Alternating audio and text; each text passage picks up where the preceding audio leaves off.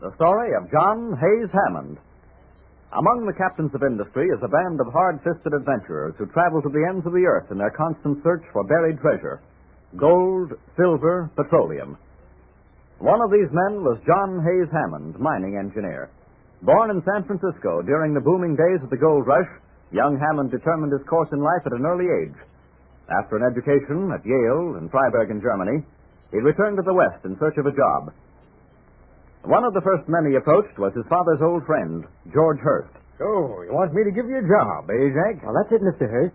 You see, I just returned from Germany, and Yeah, I know all about it. You've passed all your examinations, and now you think you're a full-fledged mining engineer. Well, I would like a chance to get started. Of course you would. Now, my father thought that... I'd hire you right off the bat.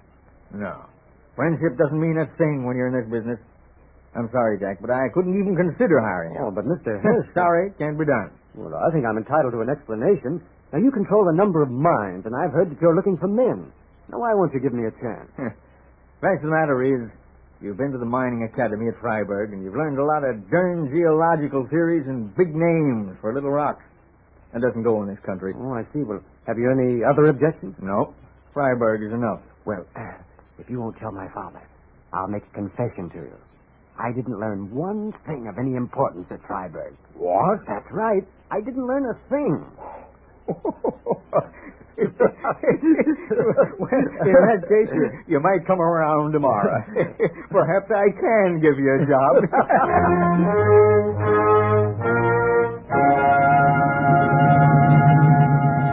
In this manner, stocky, muscular John Hammond embarked on his career, winning a reputation for himself as an expert in gold mining.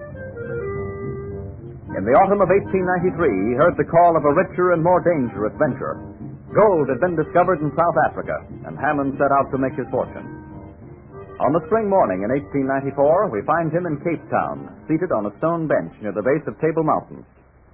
By his side is the Prime Minister of Cape Colony, Cecil Rhodes. Mr. Hammond, I take it you're not in South Africa for your health. No, I don't mind the climate here. But for healthfulness, I prefer California. You know about my mining interest in the Transvaal? Yes, I've spent some time investigating Rand Field. I don't have a very good opinion of the property. Why?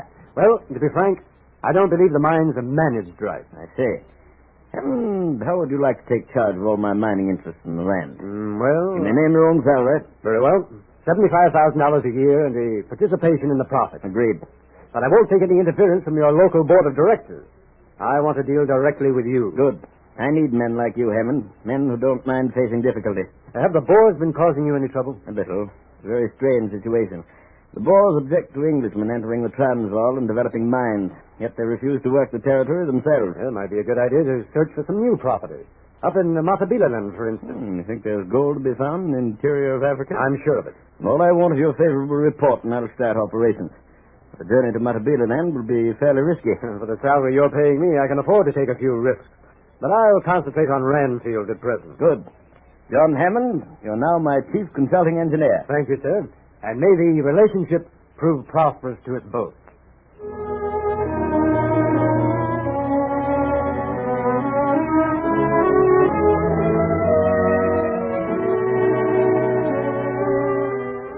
Within a few months, the Rand gold fields were operating smoothly under the supervision of Hammond.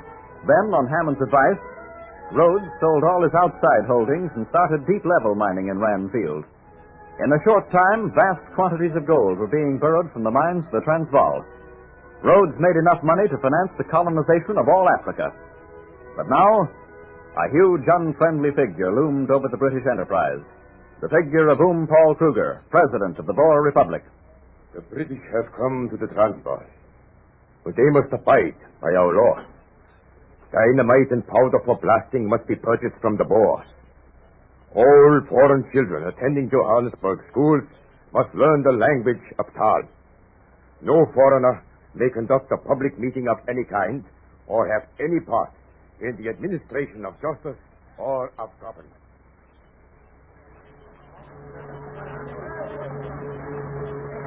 Hammond, I say, Hammond. What's the matter, Jones? How much longer are we going to put up with it? How much longer are we going to let Kruger tell us how to conduct our mines and our lives? Why, anything happened? Plenty. The charge of that dynamite exploded prematurely this morning.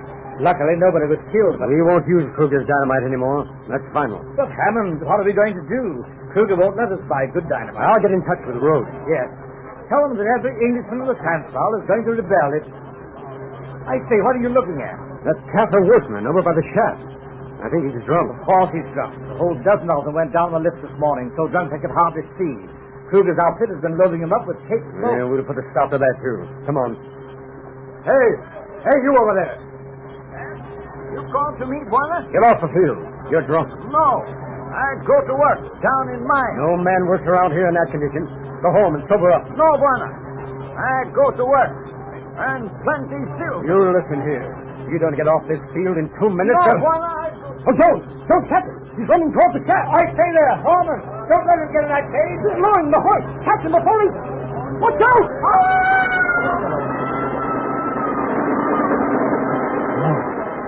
I fell out of the cage. Down the shaft. More of Kruger's work. That makes the third man we've lost this month. It's murder, that's what it is. It won't go on much longer. I'm going to see Rhodes tonight.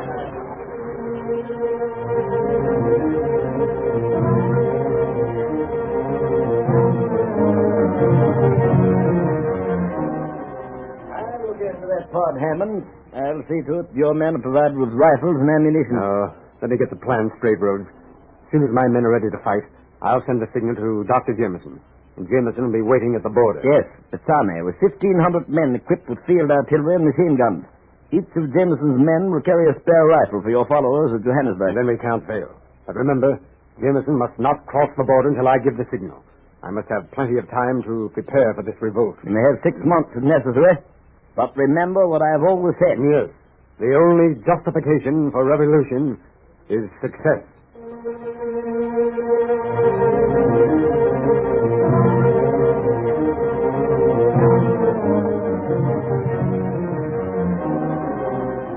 For weeks, Johannesburg prepared for the revolt.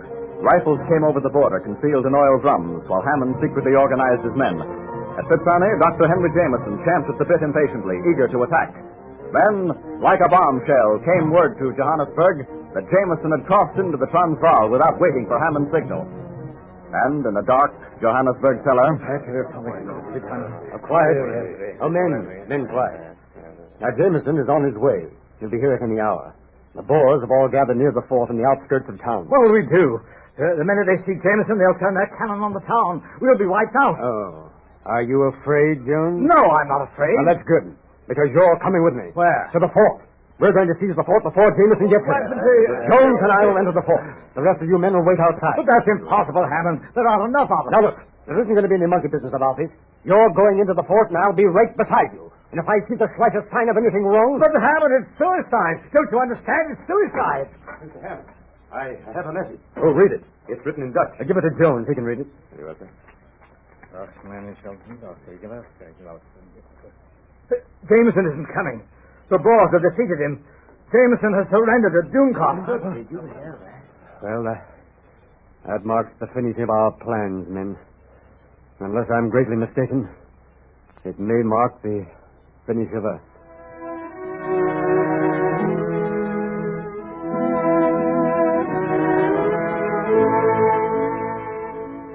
Son Hayes Hammond, you have been convicted of high treason against the Boer Republic. Have you any legal reason to urge why sentence should not be passed upon you? No. The sentence of the court is that you be conveyed to the jail at Pretoria, that you be kept there until the time or place of execution shall be appointed by lawful authority, and that you be taken to the place of execution to be there hanged by the neck until you are dead. May Almighty God have mercy on your soul.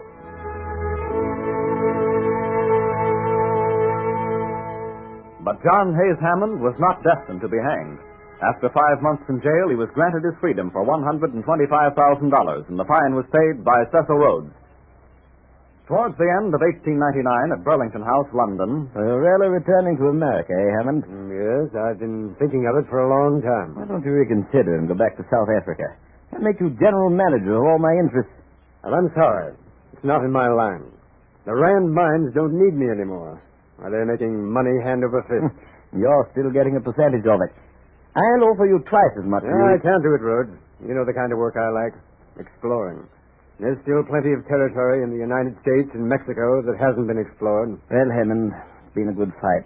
You've done a lot for Africa, for England, well, I dare say for yourself. Yes, I've made quite a bit of money, that's true. You'll continue to make money, as long as you hold on to your interest in the Rand field. But I'm selling a great part of my interest. I intend to invest the money in American enterprises. Eh? Is it so strange? You're an Englishman, Rhodes. You didn't develop the gold fields because you wanted money. Your only thought was of strengthening the British Empire. I'd like to do much the same thing, only for my country. You understand? Quite. Well, we'll meet again someday. Perhaps it'll be beside a campfire in some strange land. The stars blinking high above and a lion roaring in the distance. Like the nights in Notabila. Perhaps. Well, goodbye. I must be leaving. Goodbye, Hammond. You've been a real friend. You're a born fighter and an excellent engineer. There's one thing I'll always remember you for. You're the only man I ever met who could smell gold 1,000 miles away.